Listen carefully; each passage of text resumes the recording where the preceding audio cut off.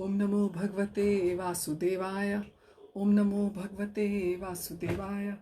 ओम नमो भगवते वासुदेवाय। आप सबका हमारे आज के भगवत गीता यथारूप के पठन में हार्दिक स्वागत है। हम कोशिश करते हैं पठन और पाठन दोनों करने की।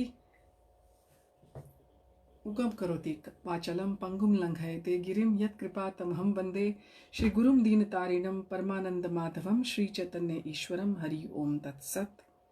अध्याय नंबर 8 से आज हम अपने रीडिंग कंटिन्यू करेंगे और अध्याय 8 का शीर्षक है, टाइटल है भगवत प्राप्ति। उगम करोति वाचलम पंगुम लंघयते गिरिम यत्कृपातमं वन्दे गुरुं दीनतारिणं परमानन्दमाधवं श्री चैतन्येश्वरं हरि ओम तत्सत्। अर्जुनवाच। श्लोक नंबर 1। किं तद्ब्रह्म किम् अध्यात्मं किं कर्म पुरुषोत्तम अधिभूतं च किं प्रोक्तम् अधिदैवं किमुच्यते। अर्जुन ने कहा, हे भगवान, हे पुरुषोत्तम, ब्रह्म क्या है, आत्मा क्या है, सकाम कर्म क्या है, यह भौतिक जगत क्या है तथा देवता क्या है, कृपा करके यह सब मुझे बताइए। तात्पर्य: इस अध्याय में भगवान कृष्ण अर्जुन के द्वारा पूछे गए ब्रह्म क्या है आदि प्रश्नों का उत्तर देते हैं। भगवान कर्म, भक्ति तथा योग और शुद्ध भक्ति की भी व्याख्या करते हैं। श्रीमद् भागवत में कहा गया है कि परम सत्य ब्रह्म परमात्मा तथा भगवान के नाम से जाना जाता है। साथ ही जीवात्मा या जीव को ब्रह्म भी कहते हैं। अर्जुन आत्मा के विषय में भी पूछता है, जिससे शरीर, आत्मा तथा मन का बोध होता है। वैदिक कोश निरुक्त के अनुसार आत्मा का अर्थ मन, आत्मा, शरीर और इंद्रियां भी होता है। तो जैसा कि इस तात्पर्य में श्रील प्रभुपाद हमें बताते हैं कि आत्मा शब्द के बहुत सारे अर्थ हैं, बहुत सारे सिनोनिम्स हैं, बहुत सारे मीनिंग्स हैं, जैसे मन, आत्मा, शरीर और इंद्रियां। अर्जुन ने परमेश्वर को पुरुषोत्तम या परम पुरुष कहकर संबोधित किया है, जिसका अर्थ यह होता है कि वह ये सारे प्रश्न अपने एक मित्र से नहीं अपितु परम पुरुष से उन्हें परम प्रमाण मानकर पूछ रहा था, जो निश्चित उत्तर दे सकते थे। श्लोक नंबर 2। अधियज्ञः कथं कोत्र देहेऽस्मिन् मधुसूदन प्रयाण काले च कथं ज्ञेयोऽसि नियतात्मभिः। हे मधुसूदन, यज्ञ का स्वामी कौन है और वह शरीर में कैसे रहता है और मृत्यु के समय भक्ति में लगे रहने वाले आपको कैसे जान पाते हैं। तात्पर्य: द्वादश श्रील प्रभुपाद की जय। अभियज्ञ का तात्पर्य इंद्र या विष्णु हो सकता है। विष्णु समस्त देवताओं में, जिनमें ब्रह्मा और शिव सम्मिलित हैं, प्रधान देवता हैं और इंद्र प्रशासक देवताओं में प्रधान है। इंद्र तथा विष्णु दोनों की पूजा यज्ञ द्वारा की जाती है। किंतु अर्जुन प्रश्न करता है कि वस्तुतः यज्ञ का स्वामी कौन है और भगवान किस तरह जीव के भीतर निवास करते हैं। अर्जुन ने भगवान को मधुसूदन कहकर संबोधित किया, क्योंकि कृष्ण ने एक बार मधु नामक असुर का वध किया था। वस्तुतः ये सारे प्रश्न जो शंका के रूप में हैं, अर्जुन के मन में नहीं उठने चाहिए थे, क्योंकि अर्जुन एक कृष्ण भावना भावित यानी कि कृष्णा कॉन्शियस भक्त यानी डिवोटी था।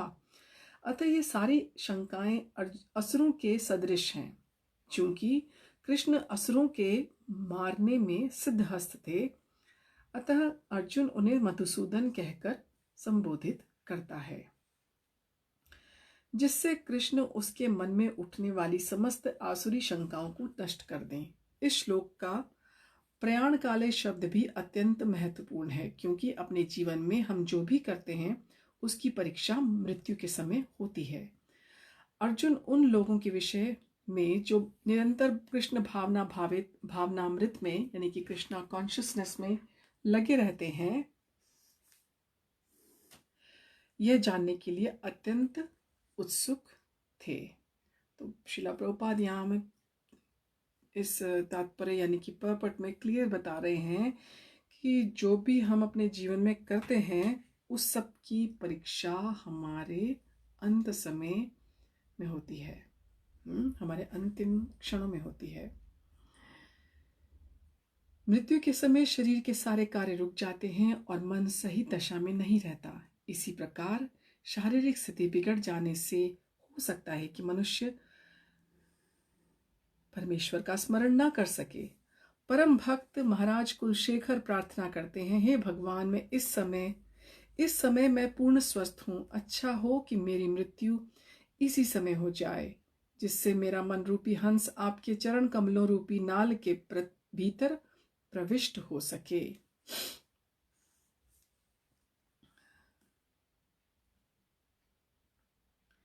यह रूपक इसलिए प्रयुक्त किया गया है क्योंकि हंस, जो एक जल पक्षी है, वह कमल के पुष्पों में को कुतरने में आनंद का अनुभव करता है। इस तरह वह कमल पुष्प के भीतर प्रवेश करना चाहता है। महाराज कुलशेखर भगवान से कहते हैं, इस समय मेरा मन स्वस्थ है और मैं भी पूरी तरह से स्वस्थ हूँ। कहते हैं भगवान महाराज कुलशेखर कि इस समय मेरा मन भी ठीक ठाक है और मेरा शरीर भी ठीक ठाक है। यदि मैं आपके चरण कमलों का चिंतन करते हुए तुरंत मर जाऊं तो मुझे विश्वास है कि आपके प्रति मेरी भक्ति पूर्ण हो जाएगी। किंतु यदि मुझे अपनी सहज मृत्यु की प्रतीक्षा करनी पड़े तो मैं नहीं जानता कि क्या होगा, क्योंकि उस समय मेरा शरीर कार्य करना बंद कर देगा, मेरा गला रुंध जाएगा और मुझे पता नहीं कि मैं आपके नाम का जप कर पाऊंगा या नहीं। अच्छा यही होगा कि मुझे तुरंत मर जाने दें। अर्जुन प्रश्न करता है कि ऐसे समय मनुष्य किस तरह कृष्ण के चरण कमलों में अपने मन को स्थिर कर सकता है। ये है जो श्लोक है 8वें अध्याय का दूसरा श्लोक। यह जैसे कि शुरू से भगवान कृष्ण और अर्जुन के संवाद को हम सुन रहे हैं, कितने एक बड़े ही लॉजिकल, बड़े ही एक विद्वत्तापूर्ण ढंग से चल रहा है कि एक के बाद एक प्रश्न उठ रहे हैं और उनका बड़ा ही निपुण तरीके से उत्तर मिल रहे हैं अर्जुन को। और अब हम अगर इस श्लोक को देखो तो इसमें कितना क्लियर बताया है पर्पट में, तात्पर्य में, शिला प्रभुपाद ने, कि भगवत गीता हमें सिर्फ जीना नहीं अपितु हमें कैसे इस जगत को त्यागना है यह भी बताती है, और हमारी जो पर्पस है, हमारा जो उद्देश्य है, उसे कैसे पूरा करना है। श्लोक नंबर 3। श्री भगवानुवाचा अक्षरं ब्रह्म परमं स्वभावो अध्यात्म उच्यते भूतभावोद्भव करो विसर्गः कर्म संगितः। भगवान ने कहा, अविनाशी और दिव्य जीव ब्रह्म कहलाता है और उसका नित्य स्वभाव अध्यात्म या आत्म कहलाता है। जीवों के भौतिक शरीर से संबंधित गतिविधि कर्म या सकाम कर्म कहलाती है।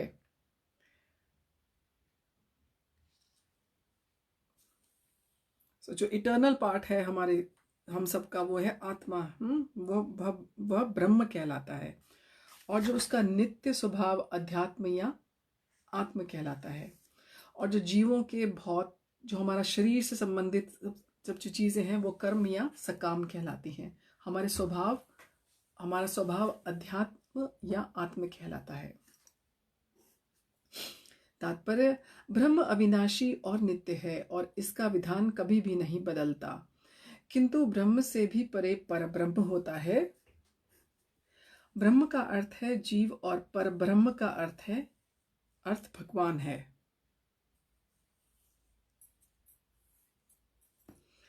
जीव का स्वरूप भौतिक जगत में उसकी स्थिति से भिन्न होता है। भौतिक चेतना में उसका स्वभाव पदार्थ पर प्रभुत्व जताना है, किंतु आध्यात्मिक चेतना या कृष्ण भावनामृत में उसकी स्थिति परमेश्वर की सेवा करना है।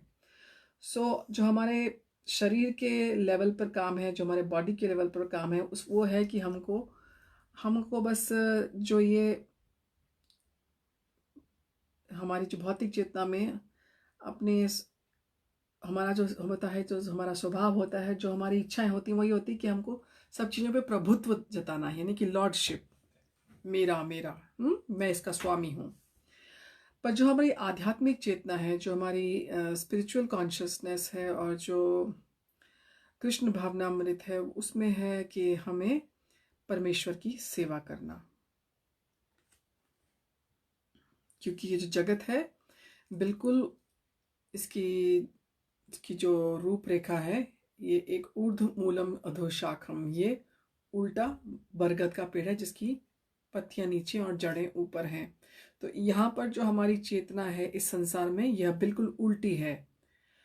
जो कि एक्चुअल हमारी जो असली हमारी चेतना होती है भगवान के गोलोक में, जब हमारी प्रविष्टि होती है, जब हमारे यहाँ पे एंट्रेंस होती है, तो वहाँ पर जब हम एंटर करते हैं तो हमारा जो स्वभाव है उससे बिल्कुल उल्टा स्वभाव इस जगत में हम लोगों का होता है।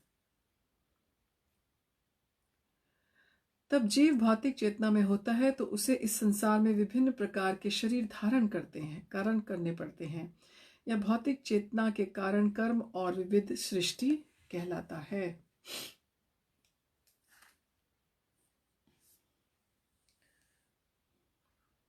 क्योंकि यहाँ पे अलग अलग प्रकार के शरीर धारण करता है जीवा के इस संसार में,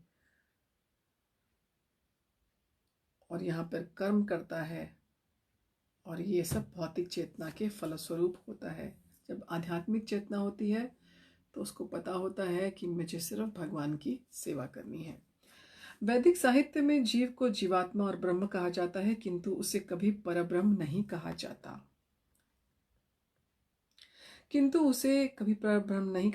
जीवात्मा विभिन्न स्थितियां ग्रहण करता है। कभी वह अंधकारपूर्ण भौतिक प्रकृति से मिल जाता है और पदार्थ को अपना स्वरूप मान लेता है, तो कभी वह परा आध्यात्मिक प्रकृति से मिल जाता है। इसलिए वह परमेश्वर की तटस्था शक्ति कहलाता है, जिसको हम इंग्लिश में मार्जिनल कहते हैं। जो मटेरियल एनर्जी होती है वो हमसे नीचे होती है। भगवान की पराशक्ति तो हमको मालूम ही है, वो सबसे ऊपर है। और जो हम जीव हैं, हम मार्जिनल हैं, हम मटेरियल से ऊपर हैं और बीच में आते हैं, परा और अपरा। अपरा यानी कि मटेरियल के बीच में।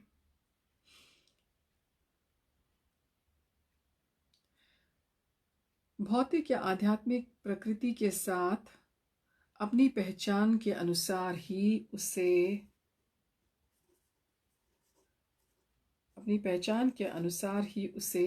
भौतिक या आध्यात्मिक शरीर प्राप्त होता है। भौतिक प्रकृति में वह 84 लाख यानी कि 84 लाख योनियों में से कोई भी शरीर धारण कर सकता है, किंतु आध्यात्मिक प्रकृति में उसका एक ही शरीर होता है।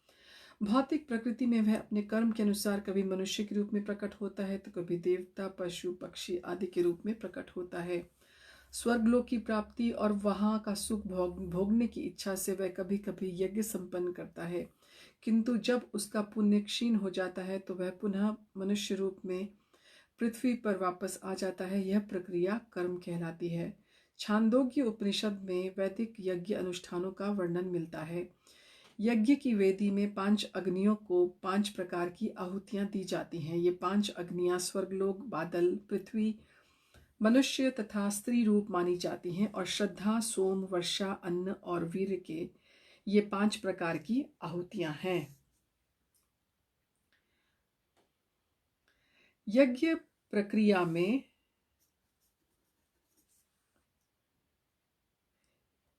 जीव अभीष्ट स्वर्गलोकों की प्राप्ति के लिए विशेष यज्ञ करता है और उन्हें प्राप्त करता है। जब यज्ञ का पुण्य क्षीण हो जाता है तो जीव पृथ्वी पर वर्षा के रूप में उतरता है और अन्न का रूप ग्रहण करता है। इस अन्न को मनुष्य खाता है, जिससे वह वीर में परिणत होता है, जो स्त्री के गर्भ में जाकर फिर से मनुष्य का रूप धारण करता है। यह मनुष्य पुनः यज्ञ करता है और पुनः वही चक्र चलता है। इस प्रकार जीव शाश्वत रीति से आता और जाता रहता है।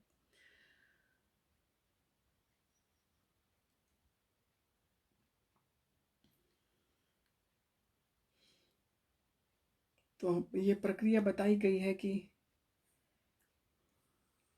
कि जब स्वर्ग लोक की प्राप्ति करने के लिए मनुष्य यज्ञ करते हैं, वहाँ वहाँ पहुँचते हैं, और फिर जब वहाँ का उनके यज्ञों का पुण्य खत्म हो जाता है, यानी कि स्वर्ग का जो टाइम खत्म हो जाता है, तो वो जीव पृथ्वी पर वर्षा के रूप में उतरते हैं और अन्न का रूप यानी कि ग्रेन्स का रूप लेते हैं।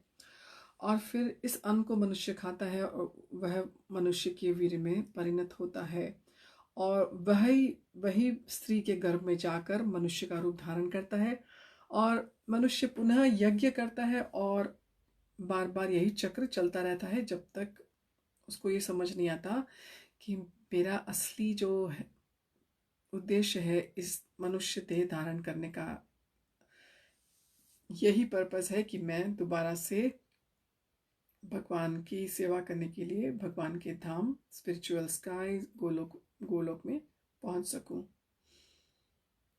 यानी कि समहाउ मुझे धीरे धीरे भगवान के निकट निकट पहुंचना है, चाहे कितने भी जन्म लग जाएं।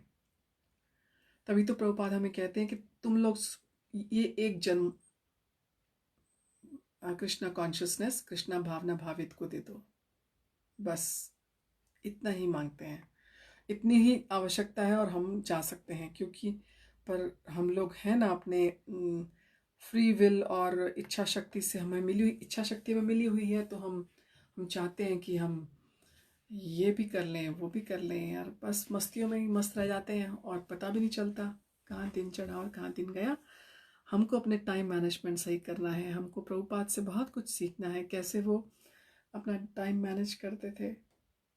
तो देखा जाए तो दिन में उतने घंटे होते हैं, जो माँ भागवत के पास भी उतने घंटे होते हैं, हम लोगों के पास भी उतने घंटे होते हैं, पर हमारी टाइम मैनेजमेंट रोज डिसिप्लिन नहीं होती, रोज सुचारू रूप से नहीं चल पाती। किंतु कृष्ण भावना भावित पुरुष ऐसे यज्ञों से दूर रहता है, वह सीधे कृष्ण भावनामृत ग्रहण करता है और इस प्रकार ईश्वर के पास वापस जाने की तैयारी करता है। भगवत गीता के निर्विशेषवादी भाष्यकार बिना कारण के कल्पना करते हैं कि इस जगत में परम में ब्रह्म जीव का रूप धारण करता है, और इसके समर्थन में वे गीता के 15वें अध्याय के 7वें श्लोक को उद्धृत करते हैं। किंतु इस श्लोक में भगवान जीव को मेरा शाश्वत अंश भी कहते हैं। भगवान का यह अंश जीव भले ही भौतिक जगत में आ गिरता है, किंतु परमेश्वर अच्युत कभी नीचे नहीं गिरता। तो हम लोग तो नीचे गिर जाते हैं भौतिक जगत में अपने क्रियाकलापों के अनुसार, अपने कर्मों के अनुसार, किंतु भगवान परमेश्वर कभी नीचे नहीं आते। अतः यह विचार कि ब्रह्म जीव का रूप धारण करता है ग्राह्य नहीं है। यह स्मरण रखना होगा कि वैदिक साहित्य में ब्रह्म जीवात्मा को परब्रह्म परमेश्वर से पृथक माना जाता है।